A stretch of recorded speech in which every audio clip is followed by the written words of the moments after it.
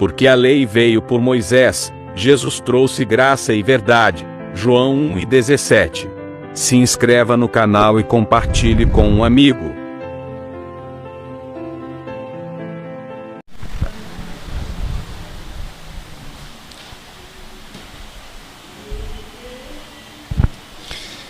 Graça e paz mais uma vez aos irmãos aqui presentes, aos irmãos também pela gravação no YouTube, sejam todos bem-vindos. E esse é o tema, o nosso investimento na propagação da graça de Deus.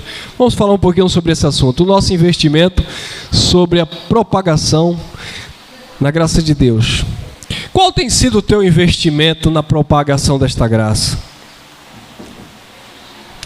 Talvez você já tenha pensado aí, que tipo de investimento, irmão Elcio? Calma, nós vamos chegar lá. Não se preocupe não que eu não vou utilizar da fala, do assunto, para falar sobre de investimento, como os cães gulosos dizem não, tá?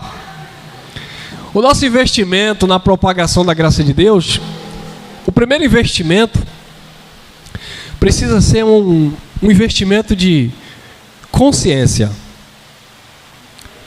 O meu investimento é um investimento consciente. Eu não vou investir em algo que eu não tenha certeza do resultado. Quando você vai fazer um investimento em um negócio, em uma empresa, em um comércio, em alguma coisa, na verdade é um desafio, é um tiro no escuro. Você vai investir, mas você não tem certeza que aquilo vai dar certo. Por mais que você tenha estudado, se capacitado, né? Por mais que o mercado aceite bem aquilo, mas eu tenho um dom para isso. Sim, mas é um investimento que você vai fazer, mas você não tem 100% de certeza que aquilo vai dar certo. Você vai investir. Se aquilo não der certo, você vai partir para outra coisa. Não, eu tentei nisso aqui, não deu certo, eu vou investir agora em outro comércio, por exemplo. Então, o nosso investimento na graça de Deus, na propagação da graça de Deus, ele precisa ser um investimento consciente. Eu não vou errar. O meu investimento no reino de Deus é um investimento com retorno, para mim, certo. Eu vou para a igreja, eu vou aceitar Jesus, porque eu quero investir em alguma coisa. Então, se eu ficar no mundo, até parece que ele vai para Marte. Se eu ficar no mundo, eu vou gastar meu dinheiro no carnaval, na cachaça. Então, eu vou para a igreja, porque eu quero fazer um investimento.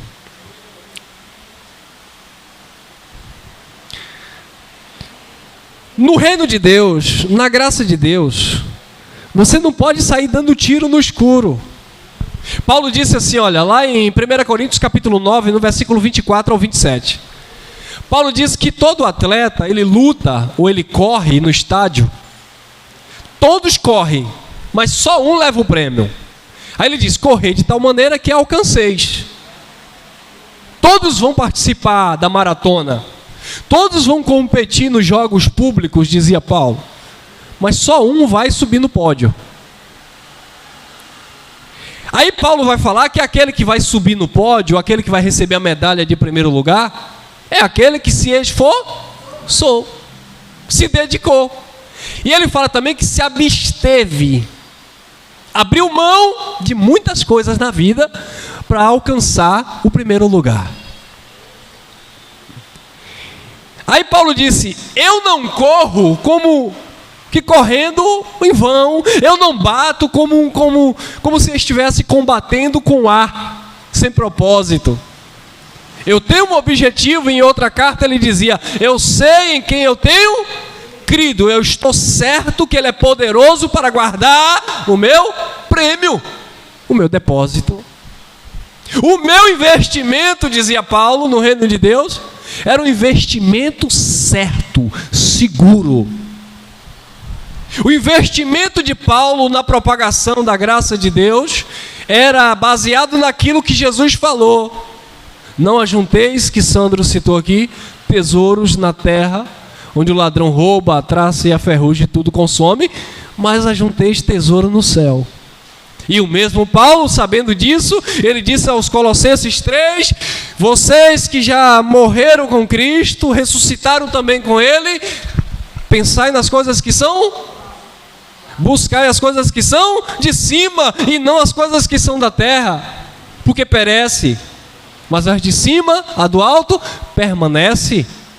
É o investimento que eu faço. Mas esse investimento no reino, Elson, me dá o direito de cobrar alguma coisa de Deus? Não. Esse investimento no reino de Deus, irmão Elson, me dá o direito de exigir uma saúde perfeita? Não. Esse investimento, irmão Elson, no reino de Deus, me dá o direito de cobrar de Deus uma vida próspera financeiramente? Não. Ah, então não é investimento certo, porque o teu investimento é carnal. Porque o teu investimento não é pensando nas coisas do alto, é pensando nas coisas que são da terra. Mas quando eu estou investindo na propagação desta graça, quando eu estou investindo nesse reino, com convicção em Deus, na minha espiritualidade, na minha paz, na justiça do eterno em mim, aí cumpre aquela palavra que nós falamos em off: todas as coisas serão acrescentadas. Porque elas não serão prioridades na minha vida. Quando o investimento de Maria era parar e ouvir Jesus, ela tinha convicção. Mas o investimento de Marta era secundário. Não sei se estava no coração de Marta, mas com certeza está no coração de muita gente por aí. Eu quero impressionar ele. Eu quero estar aqui te servindo. Mas aquela que estava investindo no aprendizado incomoda muita gente. Ah, ela é mais santa do que as outras. Ela é mais santa do que as outras. Ao invés dela estar aqui preocupada em fazer alguma coisa, não, está aí buscando Jesus. Aí Jesus disse: o que ela encontrou, o que ela recebeu, ninguém pode tirar dela. É conhecimento, ninguém rouba o teu conhecimento. Você que está estudando, fazendo cursinho, faculdade, é conhecimento teu, ninguém toma. É investimento seguro, você pode até não atuar naquela área, mas ninguém tira esse conhecimento que você adquiriu.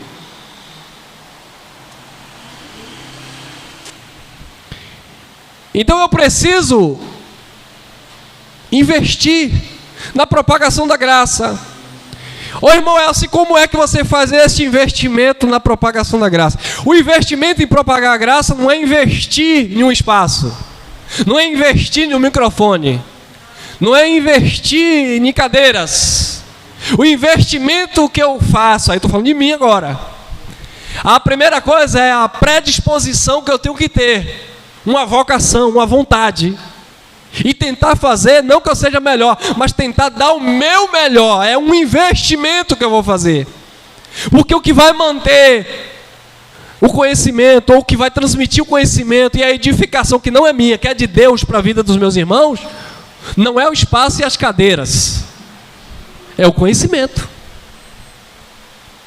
Então isso é um investimento, onde eu não posso negligenciar isso, onde eu preciso buscar isso com todas as minhas forças. E acima de tudo, amor, consciência, que eu não estou batendo em vão, não estou correndo em vão, não estou pensando em agradar a mim mesmo, porque se fosse para agradar a mim mesmo, eu estaria ministrando no sistema e sendo assalariado. Se fosse para agradar a mim mesmo, eu estaria com a gaiola aí cheia de pombinho preso, dizendo que estava fazendo a obra de Deus. Porque na teoria nós aprendemos tudo isso, não só eu, vocês também, e muitos dos que estão me assistindo. Mas tem uma coisa: você fez um investimento na propagação da graça com a sua consciência. Você não é um enganador. Você não quer usurpar a glória de Deus. Então esse é o investimento que eu faço. Ô irmão, e o investimento que eu posso fazer, já que eu não tenho essa vocação que você tem para pegar o microfone e falar, ou parar em uma praça, ou visitar alguém em uma casa e reunir pessoas, já que eu não tenho esse talento, esse dom, essa vocação para propagar graça, qual o meu investimento? No campo que Deus te colocou. na tua família, no meio dos seus amigos, na tua vida. Porque você não propaga a graça com isso aqui. Você propaga o evangelho da graça com a tua vida. É a sua vida. Jesus disse para os discípulos: vocês são luz. Vocês são sal. Então o sal, ele não dá sabor, né? Ele vai realçar o sabor em diversas comidas. Então o sal vai realçar o sabor lá do feijão, do arroz, da carne. Então você tem esse tempero de Cristo em você. Então você vai realçar o sabor da vida das pessoas, no mundo que elas estejam.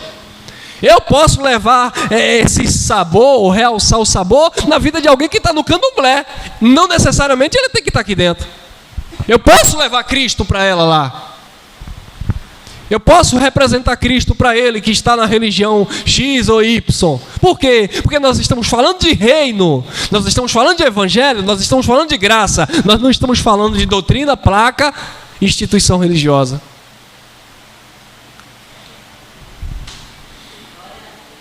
Eu tenho uma aluna, pessoas que treinam comigo, que é de candomblé, que é católico e que é crente. E como é que o senhor consegue se relacionar bem com todas? É porque na minha religião, na minha igreja, o problema de vocês é isso aí. Porque a religião coloca essas barreiras. Você já imaginou Jesus chegando na terra? Quem é evangélico aí? Quem é católico aí? Porque já tinha religião na época. Jesus chegando, quem é dos fariseus aí? Ei, quem é dos saduceus? Ei, quem são dos zelotes aí? Quem são dos assênios? As ramificações do judaísmo. Quem são aí de outras religiões aí pagãs? Então eu não quero você, eu só quero... Não. Jesus só chegava e falava do reino, só propagava o reino. Quem ia se identificando com o reino, ia propagando o reino junto com ele. Mas muitos não propagavam verbalmente falando, propagavam com a vida da família. Um disse, foi curado por Cristo, eu vou te seguir. Jesus disse, não quero você comigo. Vá para a sua casa, para a sua família e conta o que Deus fez. Vá propagar lá. Aí o outro disse, por onde for te seguirei. Jesus sabia, estava atrás dele por interesse, querendo carro, casa. Conjecturando para hoje, né? Jesus disse, o filho do homem não tem nem onde repousar a cabeça, diferente das aves do céu que têm seus ninhos. Mas o filho do homem não tem onde repousar a cabeça. Aí o jovem ficou triste e saiu, porque ele não queria propagar o evangelho com a vida dele. Ele queria obter vantagens. E nós não podemos fazer esse tipo de investimento no reino de Deus, onde eu só quero ter vantagem. Vocês sabem que nós somos um ministério, posso falar de um ministério que é um serviço, é uma congregação em graça, que não tem dízimo. E a oferta também não é obrigada, dá quem quer, ajuda quem quiser, tá? Então, quando nós falamos de investimento para manutenção de um espaço como esse, tem que ser algo que tem que ser de voluntariedade, de coração. Porque você não vai conseguir uma bênção de Deus porque você ajuda, ou você não vai perder porque você não ajuda. Mas você sabe que o que você faz agrega na vida de muitas pessoas uma edificação, e você está exercendo aquilo que é um dom de Deus, que é a generosidade. É um tipo de investimento. Mas eu fico muito preocupado com aqueles que chegam tocando trombeta.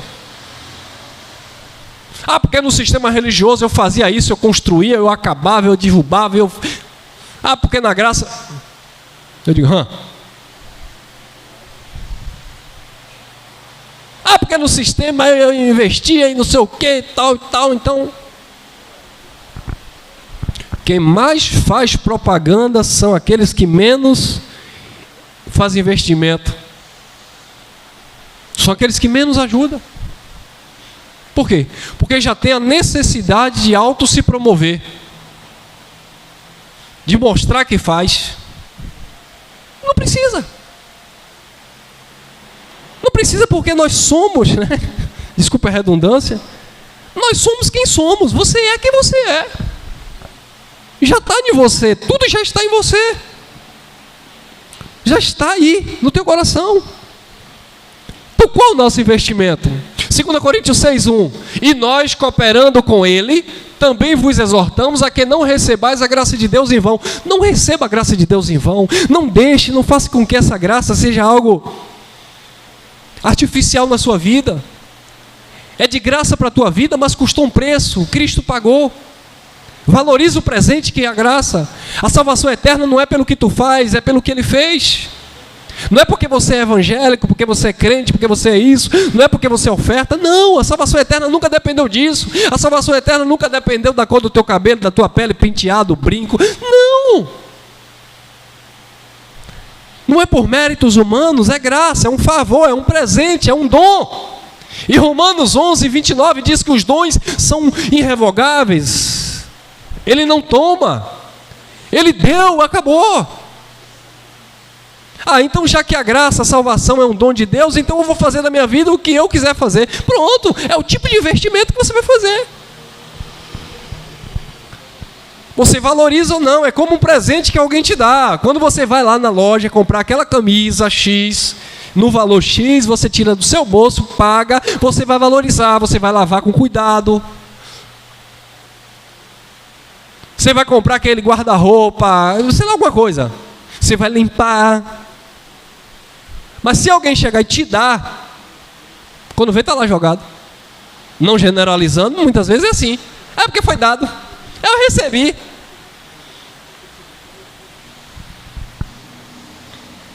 Por quê? Porque foi um presente. E muitas vezes a gente não valoriza o presente. A gente só quer valorizar aquilo que nós pagamos o preço. E é por isso que as pessoas valorizam a religião. Por quê? Porque o pastor diz que tem que pagar o preço, tem que trazer seu sacrifício no altar. Quer prosperar? Faça uma oferta com Deus. Eu quero 30 pessoas aqui com R$100. Aí está o povo lá. Eu estou, entre aspas, nas entrelinhas, eu estou barganhando com ele. Eu estou comprando ele. Eu vou participar das atividades da congregação para Deus me manter bem na fita. Por quê? Porque quando a palavra diz é presente, essa é uma propagação.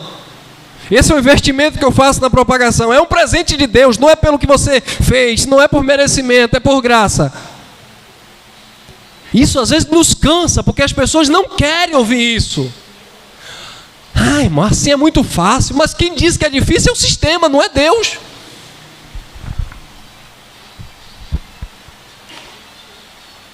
Não despreze a graça de Deus, não receba a graça de Deus em vão. Não é porque foi de graça que você vai cuspir, pisar. Romanos 10:14 em diante. Como, pois, invocarão aquele em quem não creram? Aí vai dando as respostas. Como as pessoas vão invocar aqueles que não creram?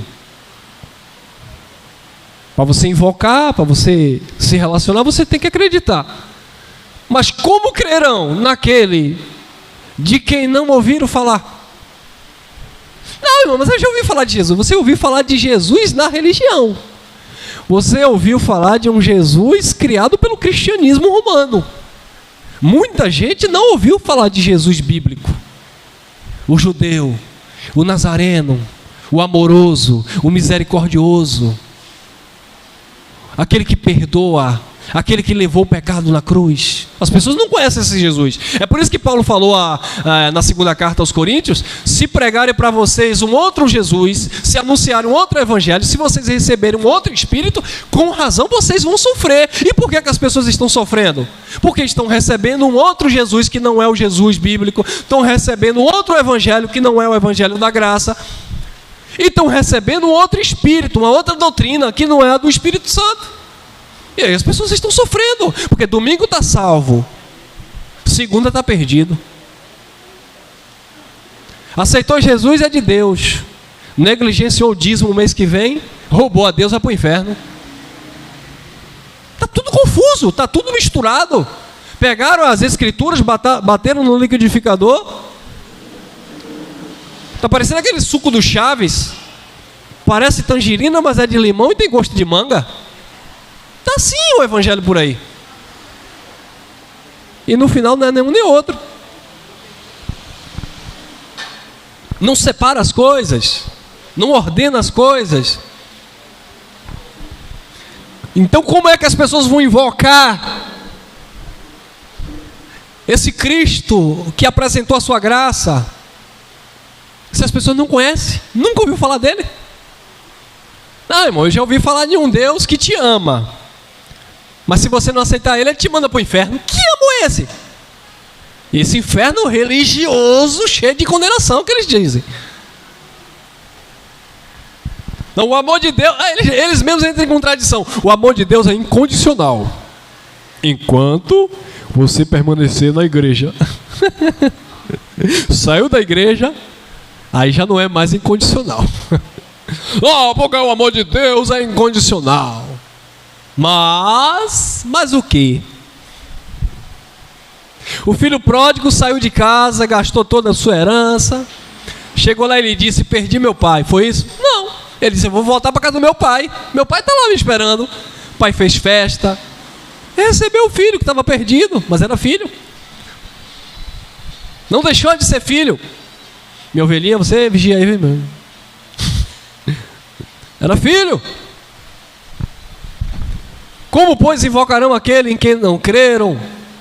E como crerão naquele de quem não ouviram falar? Então você precisa propagar esta graça, como eu falei, não necessariamente com microfone em um espaço, mas na vida.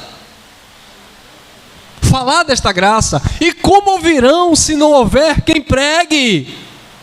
Aí, corta aqui para mim. Tem uns abençoados aí que eram do sistema religioso evangélico tradicional e começaram a ouvir a mensagem da graça através dos nossos irmãos, através, né, dos irmãos que ministram a graça, através do canal aqui também. Aí passou um tempo.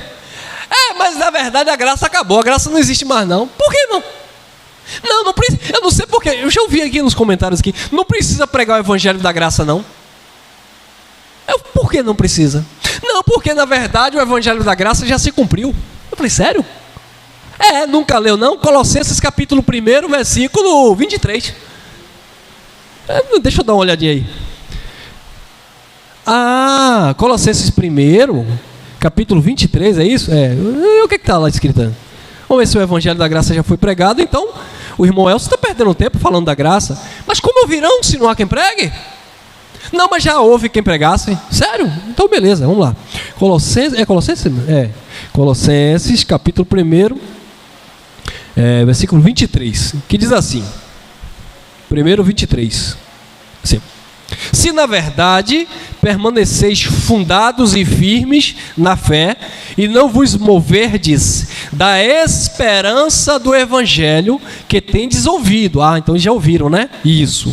O qual, olha o emprego do verbo, né? Foi, não é que vai ser pregado. O qual foi pregado a toda criatura que há debaixo do céu, e do qual eu, Paulo, estou feito ministro.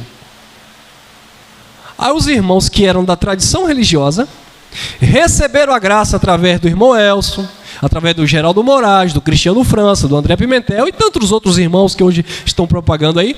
Aí ele diz assim: não precisa mais pregar graça, porque Paulo já pregou a graça a toda criatura lá no 1º século. Aí eu pergunto: tu tem quantos anos de idade? Tu está lá no 1º século? Paulo pregou para você? Não.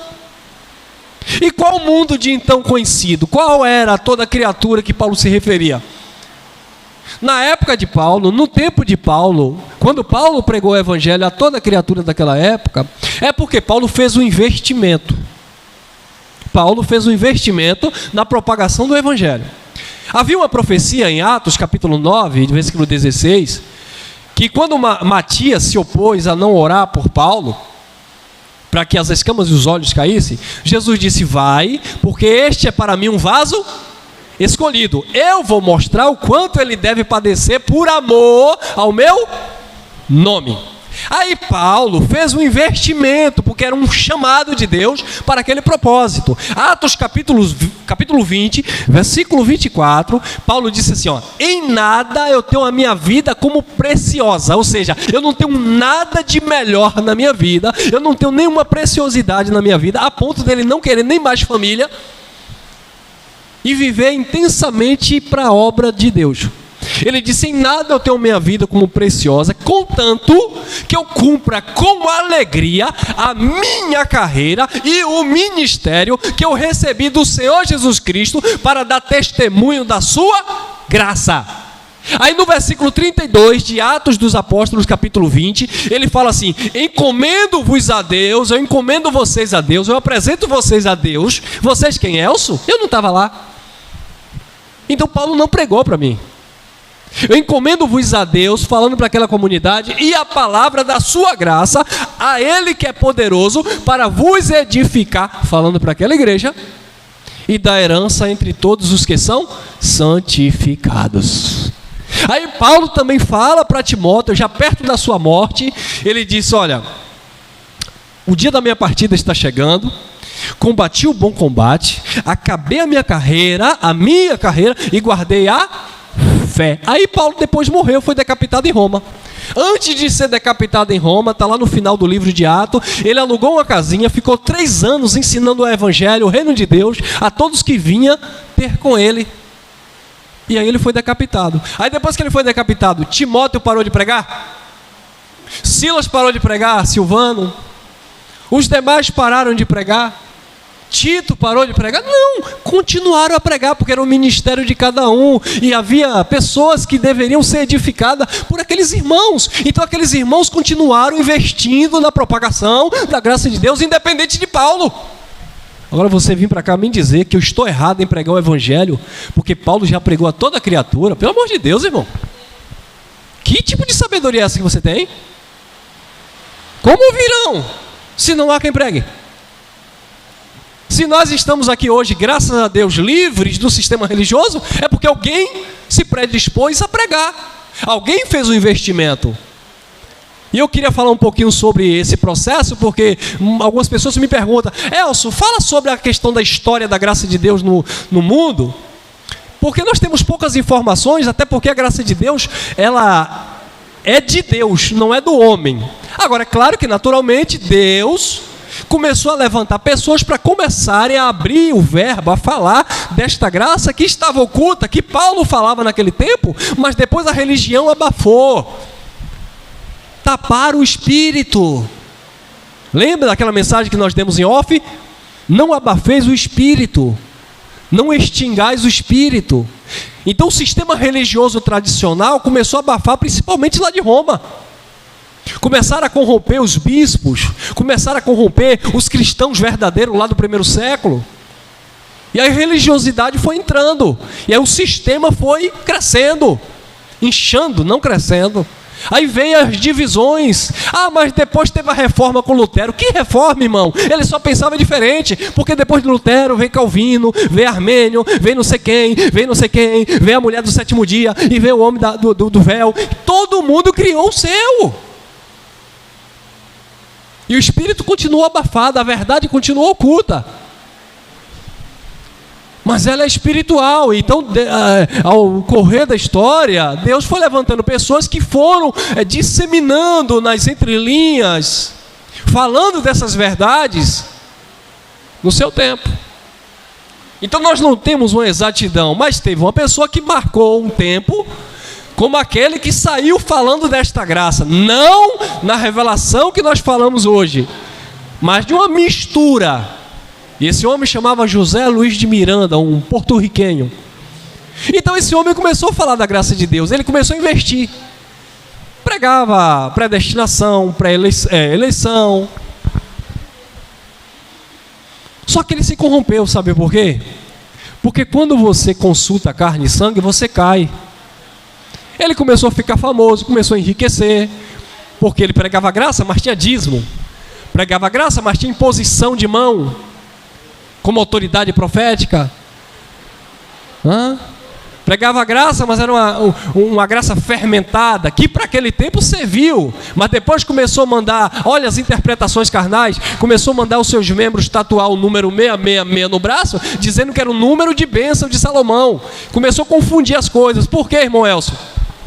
Porque o número 6, tá vendo que com o tempo as coisas vão se encaixando? Porque o número 666 lá de Apocalipse correspondia ao número da besta, o nome numérico da besta, que hoje nós sabemos que era César Nero, seu nome numérico.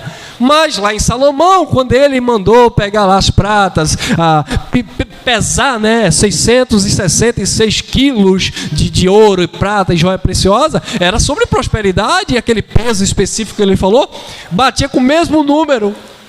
Aí esse abençoado começou a mandar as pessoas tatuar número 666, dizendo que correspondia à prosperidade de Salomão. Tanto é que hoje tem alguns irmãos que falam da graça e tiraram essa tatuagem, porque não tem nada a ver com o evangelho da graça.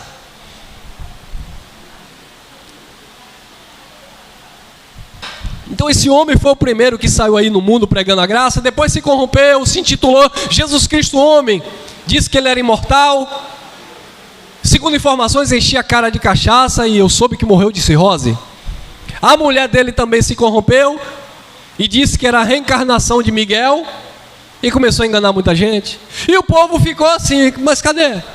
Cadê a palavra da predestinação? Porque tinha uma palavra, porque tinha uma mensagem com a verdade. Mas Paulo já dizia, um pouquinho de fermento estraga toda a massa. Se tem fermento, vai estragar o evangelho. Tempos depois surgiu outros. Tem um português no Rio de Janeiro que é um dos mais conhecidos. Não vou nem citar nome aqui.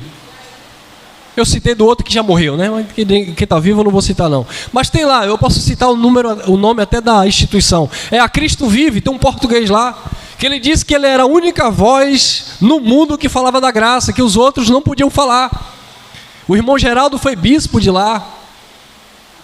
Outros irmãos, como acho que Pedro Kellen, também foi bispo de lá. André Pimentel foi pastor de lá. Se não me falha a memória, não, André não, foi o... Não, André e Pedro Kellen, se eu não me engano, foi do outro ministério da Crescendo em Graça, que era do 66. Eles podem me corrigir aí se eles acompanharem. Mas enfim, Geraldo foi bispo de lá da Cristo Vive. Saiu. Por quê? As mentiras das línguas estranhas, a mentira da Páscoa que eles chamam de Santa Ceia, dízimo. Mas aí a mensagem, tinha uma mensagem boa, mas com fermento. Essa mensagem foi correndo, as pessoas foram aprendendo. Muitas pessoas bem intencionadas começaram a ouvir esses homens e dizer, não, peraí, mas tem alguma coisa errada. Como ouvirão se não há quem pregue? Mas eu preciso pregar em linha com Cristo, não em linha com o pastor X, com o pastor Y. Não é com ele, é com Cristo. Você precisa filtrar, você precisa ser fiel, investir no conhecimento, mas não para ser igual a fulano Beltrano. Eu não saí de um sistema religioso para abrir outro. Eu prego o evangelho da graça.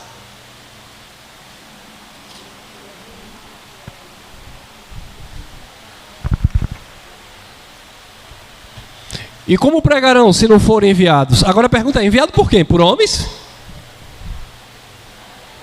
É por isso que na graça não tem consagração. Eu vou chamar o irmão Cunha aqui, vou consagrar também a pastor. E o irmão Cunha vai ser enviado. Eu vou enviar o irmão Cunha para pregar. Não, eu não posso enviar ninguém. Como pregarão se não forem enviados? Mas quem envia não sou eu, é o próprio Deus. E ele envia para onde ele quiser enviar. Ele manda para onde ele quiser mandar. Não somos nós. Ninguém consagra ninguém aqui. Ninguém separa ninguém aqui. Eu falei dos irmãos, chegaram aqui irmãos da Assembleia, da Universal, da Mundial, não sei de quanto. Porque lá eu fui pastor, lá eu fui isso. Falei, aqui é o seguinte, nós pregamos o Evangelho da Graça. Se você chegar e quiser somar conosco, você vai participando conosco. Tem gente aqui que quer pregar o Evangelho também comigo aqui? Tem, irmão Elcio? Toma. Pode vir. Porque aí só você prega. Não. Eu organizo aqui porque eu sou responsável. Não me venha para cá encher a igreja de Moisés. Não dá, né? Não me venha para cá encher a igreja de legalismo. Encher a mente dos irmãos de engano. Mas tem evangelho da graça, seja homem, seja mulher ou criança. Democracia espiritual. Aqui não tem ditador, não tem pastor, dono de ninguém. Quem governa, quem direciona é a palavra pelo Espírito. E se está no mesmo Espírito, andamos juntos. Então a mensagem foi correndo. E o que acontece? Com o tempo você vai se aperfeiçoando. É como uma escola. Você entra lá, né, na creche e vai passando os estágios, vai crescendo, vai crescendo. Pedro disse, crescei na graça e no... Então você vai crescendo. E quando nós vamos crescendo nesse conhecimento, nós vamos obtendo algumas informações que aquelas pessoas que começaram há 30 anos atrás não tinham. E às vezes a gente tem que ter muito cuidado, e Deus dá um espinho na carne da gente, como fez em Paulo, por causa da soberba. Porque a soberba precede a queda. E tem muitas pessoas que caíram, como esses homens aí, porque se soberbeceram. A vaidade entrou no coração. Assim como Nabucodonosor, lá em Isaías capítulo 12, 14. Subirei aos céus e colocarei o meu trono acima das estrelas de Deus. E Deus disse, tu vai cair, tu é homem, tu não é Deus. E ele morreu. Assim como o rei Irão, lá em Ezequiel 28, que as pessoas fazem uma associação com Satanás no céu. Não, era um rei. O rei de Tiro. Eu sou Deus, eu sou isso, eu sou aquilo. Porque tinha aquela cultura de cultuar aos governos, aos principados, às potestades. Eu vou colocar minha cadeira no meio dos mares e me assentarei. Deus disse, tu vai morrer. E os príncipes da terra olharão para você e vai dizer, não é esse que dizia que era Deus? Olha ele aí, as cinzas dele.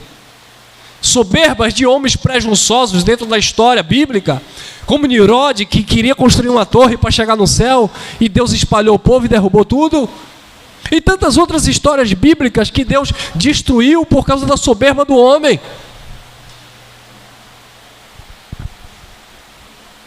A soberba que precede a queda. Então esses homens que vieram pregando a graça começaram a entrar em soberba.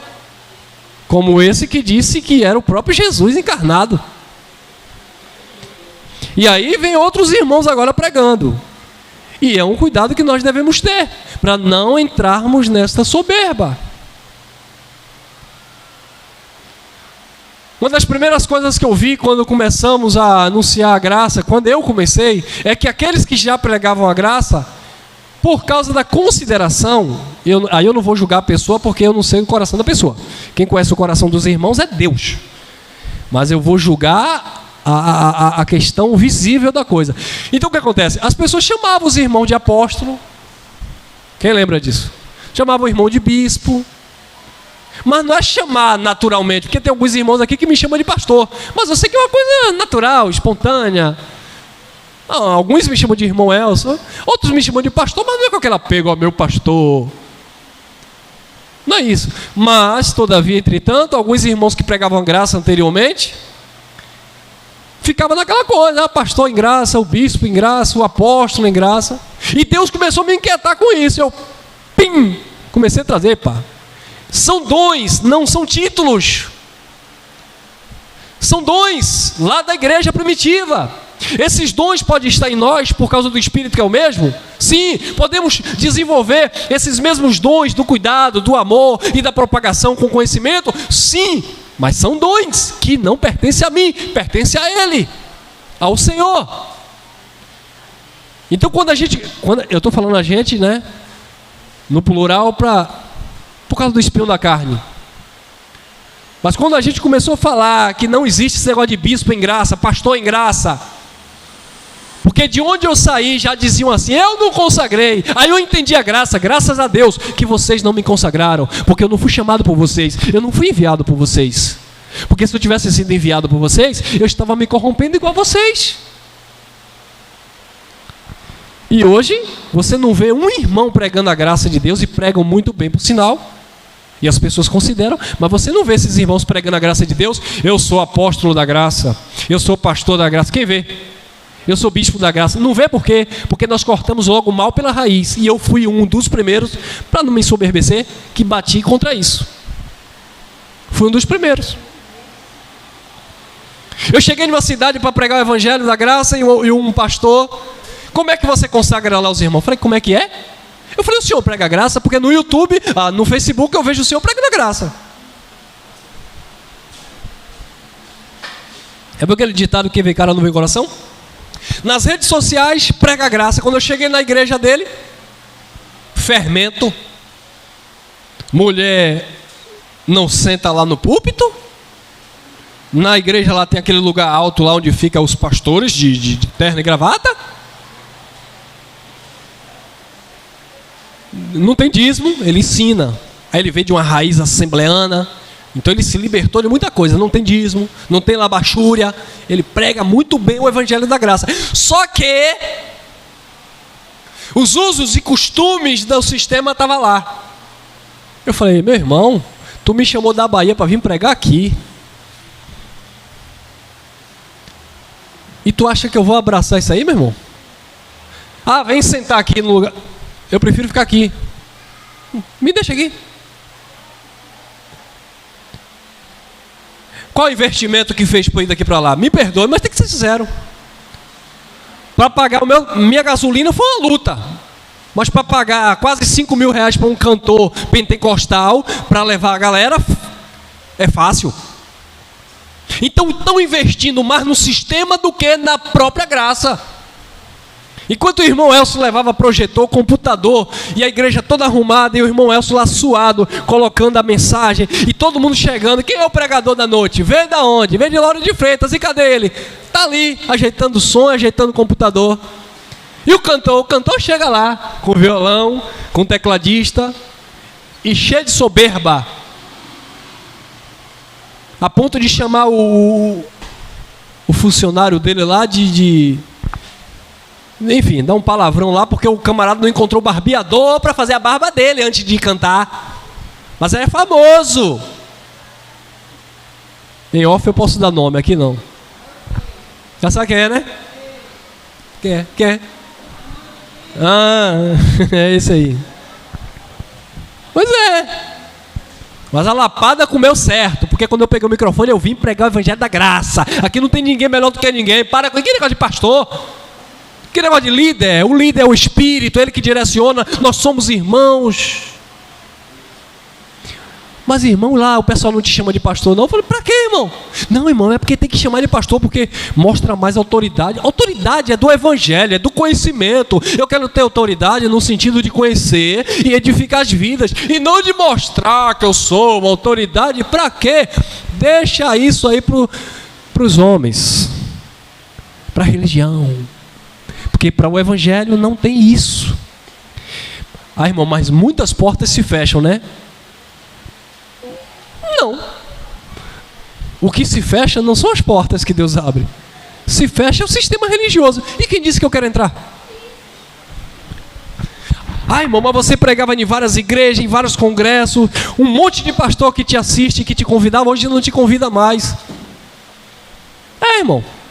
É porque eu não sou mentiroso para ficar aí falando que a Coca-Cola é melhor do que a Pepsi e que eu sou profeta. Tem que ser enviado pelo Pai para pregar. 10:17 Romanos, estamos acabando? Estamos perto. Logo a fé vem por ouvir e ouvir a palavra de Deus. A fé vai sendo gerada em você por ouvir e ouvir a palavra de Deus. Não é a palavra do pastor.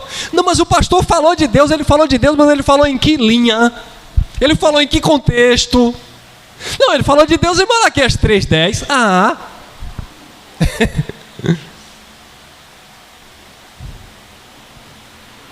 Qual o investimento que nós estamos tendo? E muitas vezes o meu investimento não significa que eu estou sendo beneficiado. Escute bem, o meu investimento não significa que eu estou sendo beneficiado. Por quê? Olha o sentimento de Paulo. Paulo disse, para mim o morrer é lucro, o viver é Cristo. Aí ele disse assim, se a minha vida na carne gerar frutos, eu prefiro viver para dar fruto para Deus, para edificar a igreja. Então o investimento de Paulo não era nem pensando nele, era pensando na edificação da igreja. Ele disse assim, eu sinto dores de parto até que Cristo seja formado em vós. Olha o investimento de Paulo, Gálatas 4,14. Olha o investimento de Paulo, Colossenses capítulo 1, versículo 24. Eu levo no meu corpo o resto do sofrimento de Cristo. Eu levo no meu corpo o resto do sofrimento de Cristo, por amor a vós. Então o investimento de Paulo era pensando no coletivo.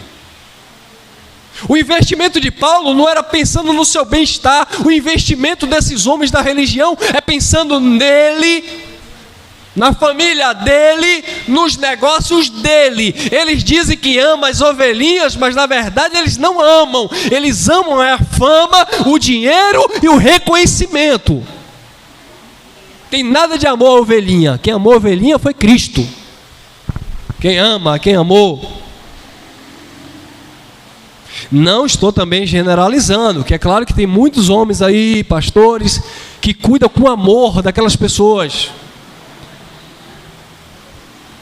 Principalmente aqueles que estão lá nos bastidores, que ninguém conhece. Mas esses da mídia aí,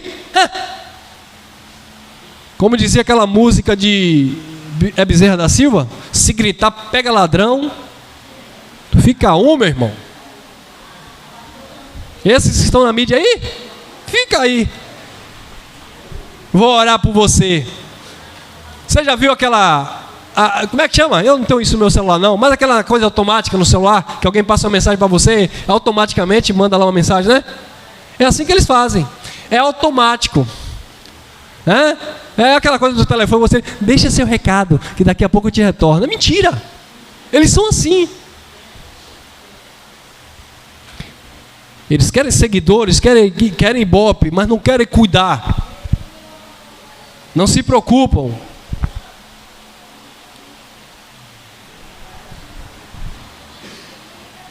Ô irmão Elcio, se você...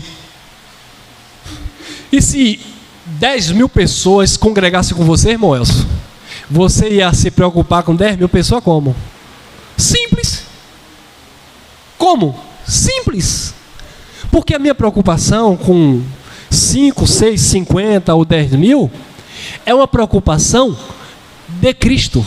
Não é minha, da minha vontade. E eu tenho um respaldo bíblico para isso.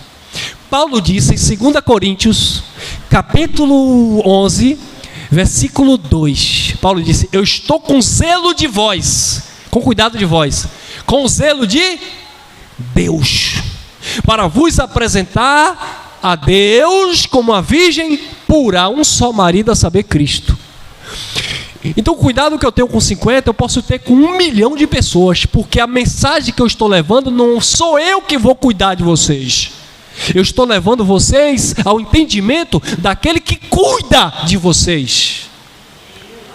Na tua vida, no teu trabalho, no teu casamento, onde quer que você vá na face da terra, o que o irmão Elcio pregou é que Cristo está em você, Ele ministra em você, o Espírito te direciona e ponto. Não tem que, mas eu vou ligar para o irmão Elcio me dar um conselho. Claro, se você quiser ligar e eu poder ajudar, eu ajudo, mas a mensagem que nós pregamos já é autossuficiente para te manter de pé, pela fé, naquele que é Senhor de nossas vidas. Por quê? Porque a fé vem pelo ouvir a palavra de Deus. Pode aplaudir se você quiser, fique à vontade.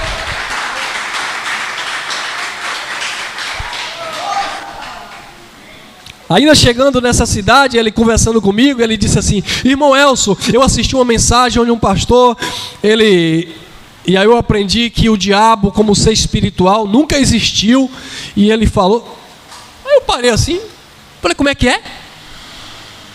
É por isso que eu me afastei de muita gente. Eu falei, é sério isso? Porque... Não, meu irmão, a primeira mensagem, que eu quase levo uma surra da minha esposa, a primeira mensagem que nós desmascaramos o mito do diabo como ser espiritual, foi eu que preguei. E fui pregar no Rio de Janeiro. A primeira mensagem em graça que o diabo nunca existiu como uma criatura, fui eu que preguei. E hoje a maioria dos que pregam a graça, todo mundo prega que o diabo nunca existiu. Melhorar o conhecimento, pregam melhores do que eu. Mas saiu daqui, que quando eu conversei com a minha esposa e mostrei para ela, ela disse: Elcio, pelo amor de Deus, como que tu vai explicar isso para a igreja? Eu falei: simples, porque se partiu de mim ninguém aceita. Uma hora a casa cai. Agora, se partir do Espírito, como eu fiquei a noite toda lendo o texto, que não foi Deus falando aqui, foi dentro do texto, e vai, e Deus mostrando os textos, e o contexto, e vai, e pesquisa, e estuda, e eu investindo, o Espírito confirmando. O diabo, como um ser espiritual, é uma doutrina religiosa evangélica que nunca existiu. Jesus nunca falou disso, os judeus nunca falaram disso. Eu falei: essa é a mensagem que eu vou pregar. Fui para o Rio de Janeiro pregar para quase 200 pessoas. O pessoal ficou assim, ó. Quando todo mundo entendeu, glória a Deus! Mas o irmão disse: ah, não, é porque me falaram que foi. Eu falei: eu sei.